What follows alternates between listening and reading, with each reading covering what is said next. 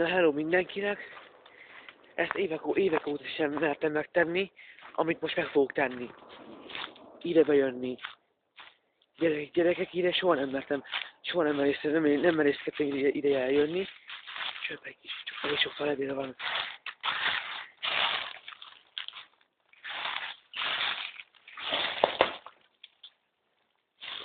Azt a rohadt élet. Hát bakker. Ebből csak ennyi lett.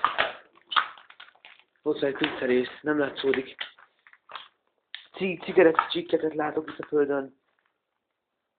Egy ilyen spray, régi especsetes üveg, vagy mi az? Ilyen especsetes újság, vagy szatyor, igen. Egy régi nőklapja. Ezt majd megnézzük kint. Egy régi jó asztal. A fény, gyerekek! Na igen, csak ott mentek el 2 vagy 3, vagy bocsánat, 6 ugatós kutya. Az elől kellett elmenekülnem valamilyen szinten. Találtam 2 nőklapját, újságot. Ez nem tudom mikor, ez a nőklapja. 1, meg 2, ez sajnos meg van gyűrödve.